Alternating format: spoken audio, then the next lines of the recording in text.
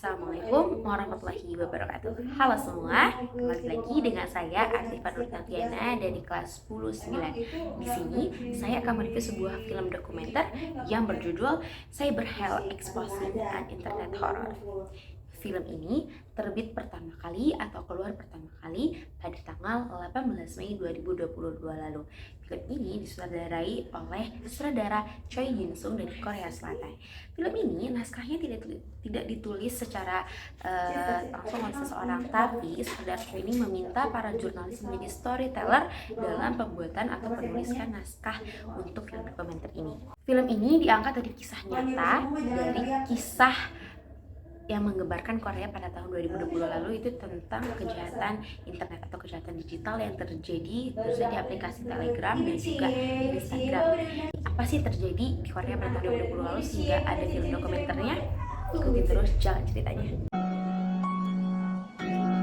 Teman-teman semua, sebelum ke review apa yang telah saya tonton, saya akan menceritakan sedikit tentang film dokumenter ini. Jadi film dokumenter ini adalah mengisahkan mengenai jaringan ruang obrolan online yang mengarah pada kejahatan seks, di mana film ini berkisah tentang suatu kasus penyebaran konten asusila yang pernah menggemparkan publik Korea Selatan pada tahun 2020 lalu. Pelaku penyebaran konten asusila tersebut berasal dari dua pemuda. Tapi dua pemuda itu gak saling kenal sama sekali. Mereka tuh cuma ketemu di online aja, yaitu adalah Choi Jubin, dia adalah Baksa alias Baksa. Lalu ada Moon Hyung Wook alias Good.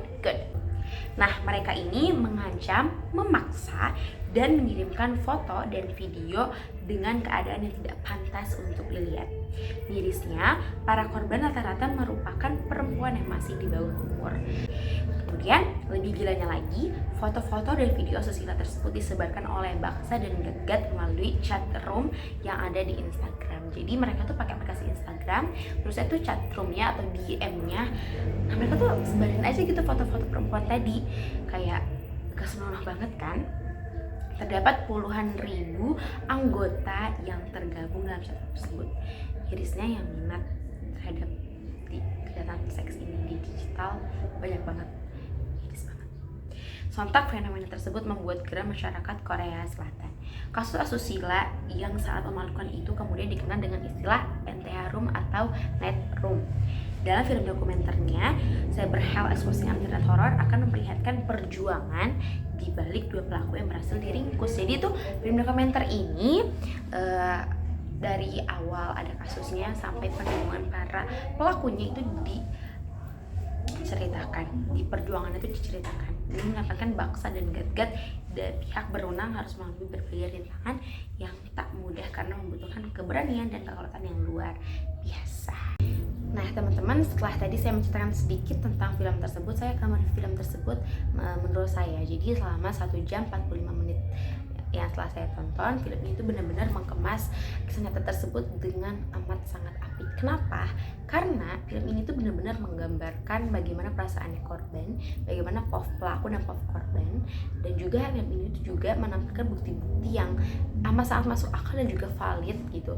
Seperti kayak bukti CCTV, rekam CCTV, bagaimana cara jurnalis, reporter, kepolisian memperjuangkan bagaimana cara menemukan pelakunya, dan mereka benar-benar menggambarkan bagaimana isi atau ruangan obrolan tersebut. Jadi teman-teman, di film ini juga dikasih tahu nih gimana sih cara transaksi para anggota ruang chat tersebut ke si Gat sama si Baksa, pemilik akun atau ruang chat tersebut. Jadi tuh benar-benar jelasin bagaimana cara si Gat dan si Baksa itu meminta atau memaksa si korbannya itu benar-benar dilihatin juga. Terus gimana cara mereka mengancam juga dilihatin juga. Nah, posisi korbannya juga saat mereka dipaksa, saat mereka ditekan sama si Baksa dan si Gat ini benar-benar dikasih tahu juga. Jadi kita kayak ngerasa kayak ada yang manusia sebiadab ini gitu. Lalu di sini juga dikasih tahu gimana sih cara si Gat dan si Baksa ini dapat uang dari hasil menjual atau membuat konten video sosial tersebut. Nah, itu juga dijelasin banget bagaimana caranya.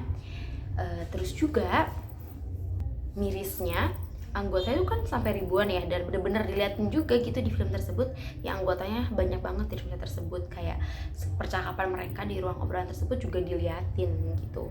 Nah selain dari tadi ada bagaimana cara Gat-Gat sama si Baksa maksa korbannya, korbannya saat ditekan, terus isi ruang chat tersebut juga perjuangan para jurnalis, reporter, sama kepolisian dalam mencari Gat-Gat dan Baksa ini juga dijelasin dan digambarin secara detail banget, sampai kayak bukti-bukti dan segala usaha mereka dalam menemukan secuil bukti untuk menemukan Gat-Gat dan Baksa ini benar-benar diceritain banget.